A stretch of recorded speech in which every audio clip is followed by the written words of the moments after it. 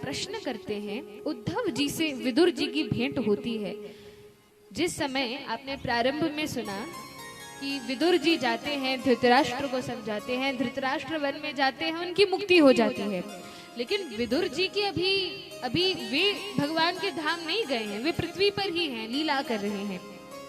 तो वे विदुर महाराज अलग अलग वनों में जाकर विचरण करते हैं और उन्हें एक स्थान पर उद्धव जी मिल जाते हैं। उद्धव तो भगवान के शुद्ध भक्त हैं, बाल्य सखा हैं, परम मित्र हैं।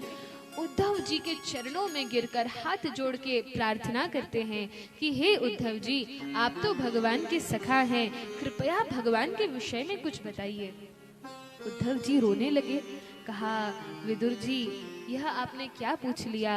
वे भगवान श्री कृष्ण, उनके विरह में मैं रह नहीं पा रहा हूँ। कहा, विरह किस बात का? क्या भगवान अपनी लीला का संवरण कर चुके हैं? कहा, हाँ, भगवान अपनी लीला का संवरण करके स्वधाम चले गए हैं। और अब तो विदुर जी की भी आंखों से अश्रुधार बहने लगी। तब कहा, विदुर जी, आप क्यों रोते हैं? भगवान अपने धाम जाते समय जब वे पृथ्वी पर लीला कर रहे थे और लीला का संवरण करके अपने धाम जा रहे थे, तो स्वधाम जाने के पहले उन्होंने आपका स्मरण किया। मैं वहीं था और मुझसे उन्होंने कहा कि मेरा प्रिय विदुर आएगा और जब वह आएगा तो तुम उसको मैत्रेय के पास भेजना और मैत्रेय ऋषि से जब वे कथा सुनेंगे तो उन्हें बड़े आनंद की अनुभूति होगी। तो विदुर जी भगवान जाते जाते आपका स्मरण करके, आपका नाम लेकर और यह कहकर कि आपको मैं मैत्रेय के पास भेजूं, यह आज्ञा भगवान ने दी है। देखिए, आप तो आयु में, ज्ञान में मुझसे बड़े हैं, कृपया आप मैत्रेय ऋषि के पास जाकर भगवान की कथा को श्रवण कीजिए। और तब कुछ लीलाएं ध्रुव महाराज उद्धव जी बताते हैं और विदुर जी आगे बढ़े हैं। मैत्रेय ऋषि से भगवान के सुंदर चरित्रों का श्रवण किया। मैत्रेय ऋषि बताना प्रारंभ करते हैं कि जिस समय भगवान सृष्टि लीला करते हैं, ब्रह्मा जी को उत्पन्न करते हैं, तो ब्रह्मा जी के दाएं अंग से, दाएं हाथ से स्वयंभू मनु प्रकट होते हैं और बाएं हाथ से शत्रुपा प्रकट होती हैं। तो स्वयंभू और शत्रुपा इस सृष्टि में ये प्रथम स्त्री पुरुष का प्राकट्य हुआ है। सबसे पहले मनु और शत्रुपा को इस पृथ्वी पर भेजा गया। अच्छा, फिर आगे सृष्टि कैसे हुई? तो कहा, मनु शत्रुपा के 5 संतानें थी, 3 पुत्रियां और 2 पुत्र। ये मनु महाराज और शत्रुपा माता की थी। 2 पुत्र का नाम है, पहले पुत्र का नाम है उत्तानपाद और दूसरे पुत्र का नाम है प्रियव्रत। 3 पुत्रियां थी, देवहूति, आकुति और प्रसूति। इन सभी पुत्रियों का तो विवाह हुआ और इन सबके घर में भगवान ने अवतार लिया अलग अलग प्रकार से इनकी वंश परंपराओं में। जैसे देवहूति का विवाह किया गया कर्दम ऋषि से और देवहूति के घर साक्षात भगवान कपिल देव के रूप में प्रकट हुए, जो बड़े ही सुंदर बालक हैं। भक्तमाल में कहा गया है कि पुत्र हो तो कपिल देव जैसा, जिन्होंने अपने ज्ञान से अपनी माता देवहूति का उद्धार कर दिया, तो पुत्र कपिल देव जैसा होना चाहिए, जो अपने माता पिता को अपने ज्ञान से उनका उद्धार कर दे, उन्हें भवसागर से पार लगा दे। बोलिए कपिल देव भगवान की जय। वर्णन आता है कि कपिल देव अपनी माता देवहूति को सांख्य दर्शन का उपदेश करते हैं, क्योंकि जो स्त्रियां हैं वे सांख्य दर्शन को बड़ी गहराई से समझ सकती हैं। इसमें बड़ी सूक्ष्मता है, लेकिन इसको बड़ी आसानी से स्त्रियां समझ सकती हैं। इसलिए माता देवहूति को सांख्य दर्शन का, आत्मा परमात्मा का ज्ञान, आत्म साक्षात्कार का ज्ञान कपिल देव कराते हैं। अपनी माता को बताते हैं कि मैया, भगवान का दर्शन किस प्रकार से किया जाना चाहिए। इस विधि को कपिल देव अपनी माता को बताते हैं। कल भी हम सुन रहे थे कि किस प्रकार से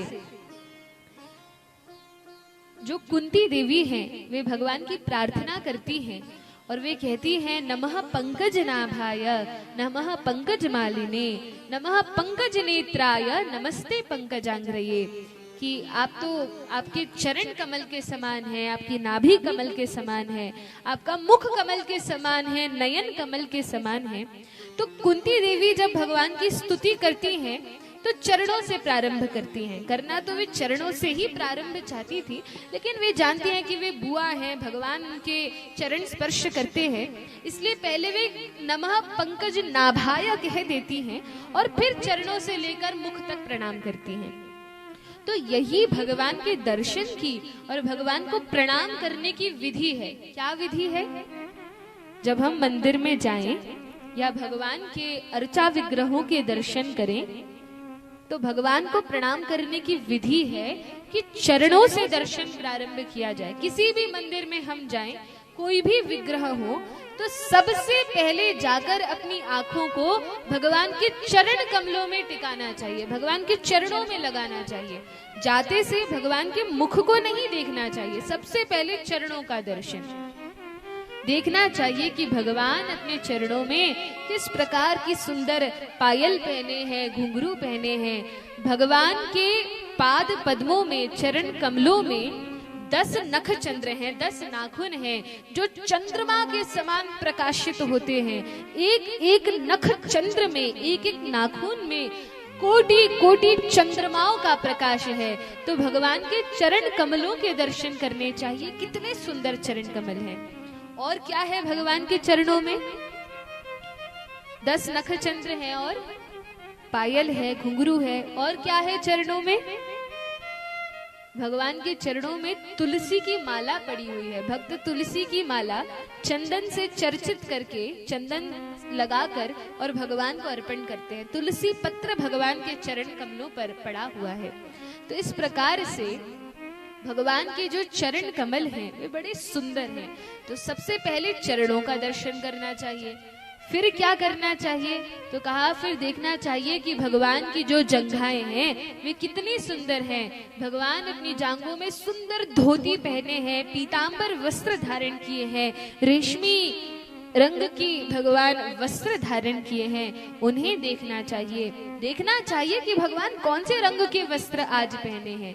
हम अपनी मैचिंग तो खूब मिलाते हैं कि ऐसे कपड़ों के साथ ये मैचिंग होगा, ये जूते, ये पर्स, यह सब तो हम बहुत देखते हैं, लेकिन कभी भगवान की भी वस्त्रों पर ध्यान देना चाहिए। कौन सा रंग आज पहने हैं, राधा रानी क्या पहनी है, भगवान कृष्ण क्या पहने हैं, उनका दर्शन करना चाहिए। फिर क्या देखना चाहिए कि भगवान अपने कटी प्रदेश में सुंदर करधनी धारण किए हुए हैं। भगवान कमर में फेटा बांधे हैं और उसमें मुरली खुरसी हुई है, उसके दर्शन करने चाहिए। फिर भगवान त्रिभंग ललित रूप में खड़े होते हैं, 3 जगह से टेढ़े होकर, क्योंकि भगवान अपने पांव को उल्टा रखते हैं और ऐसे त्रिभंग ललित होकर खड़े होते हैं, तो वह दर्शन करना चाहिए। भगवान के लालित्य का दर्शन करना चाहिए। और तब देखना चाहिए कि भगवान के हृदय में कौस्तुभ मणि पड़ी हुई है। कौस्तुभ मणि शोभायमान है, कितनी सुंदर है। भगवान अपने वक्षस्थल में वनमाला धारण किए हैं, वैजयंती माला धारण किए हैं। यह वैजयंती माला क्या है?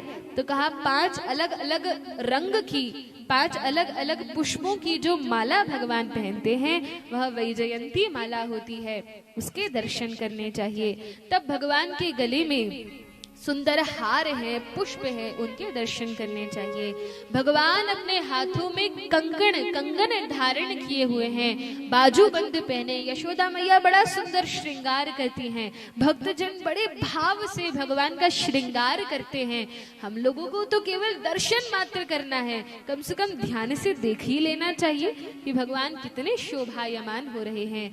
तब भगवान के मुख पर जाना चाहिए। जब चरणों से लेकर ऊपर तक दर्शन करें तब मुख की ओर निहारना चाहिए और देखना चाहिए कि भगवान की सुंदर आंखें हैं जो कमल के समान बड़ी बड़ी हैं, कमल की कली के समान सुंदर हैं। भगवान के ललाट पर सुंदर तिलक लगा हुआ है, सुभग नासिका है, सुंदर होठ हैं जो बिंब फल के समान दिखते हैं, जिनका रंग बिंब फल के समान है, वह दर्शन करना चाहिए। भगवान के कानों में मकराकृत कुंडल है।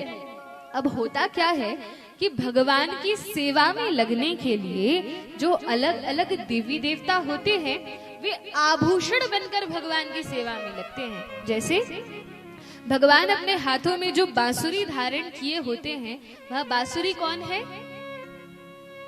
कौन है भगवान की मुरली? भगवान की जो बांसुरी है वे साक्षात भोलेनाथ हैं। शंकर जी विचार करते हैं कि मैं भगवान की यदि बांसुरी बन जाऊंगा तो उससे क्या होगा, भगवान के अधर अमृत का पान करने का अवसर मुझे प्राप्त होगा। और भगवान बांसुरी को कभी छोड़ते नहीं, हमेशा मुख से लगाकर रहते हैं, इसलिए भोलेनाथ बांसुरी बन जाते हैं। फिर भगवान के जो कर्ण फूल हैं वह साक्षात लक्ष्मी देवी हैं। लक्ष्मी जी सोचती हैं मैं तो हमेशा चरण कमलों की सेवा में लगी रहती हूँ, लेकिन वे भगवान के मुख का, भगवान के कपोलों का स्पर्श करना चाहती हैं। इसलिए वे बड़े बड़े कुंडलों के रूप में, अब जब भगवान चलते हैं या बांसुरी बजाते हैं अथवा नृत्य करते हैं या गाते हैं, तो वे भगवान के कुंडल झिलमिलाते हैं और तब लक्ष्मी देवी को बार बार अवसर मिलता है कि वे उनके कपोलों का स्पर्श कर सकें और भगवान का चुंबन कर सके। तो इस प्रकार से लक्ष्मी जी जो भगवान की प्राण प्रिया है, पत्नी है, ये कुंडल बनकर उनकी सेवा करती है। मकराकृत मछली के आकार के भगवान कुंडल धारण करते हैं। और तब देखना चाहिए कि भगवान अपने ललाट पर, मस्तक पर किस प्रकार सुंदर मोर मुकुट धारण किए हैं अथवा पगड़ी पहने हुए हैं जिसपे मोर पंख लगा है। और चरणों से लेकर शिख तक, मोर पंख तक, मोर पिछ तक, इस प्रकार से जब हम दर्शन करें, एक बार नहीं बार बार इस प्रकार से दर्शन करना चाहिए, तब वह छवि भगवान की हमारे हृदय में बैठ जाती है। और जब भी हम भगवान का स्मरण करते हैं तो श्री श्री राधा गोविंद देव की वह छवि हमारे हृदय में प्रकाशित हो जाती है। बोलिए वृंदावन बिहारी लाल की जय। तो कैसे दर्शन करें भगवान के, आज ध्यान से सुन लीजिए। जब कथा का विश्राम दिवस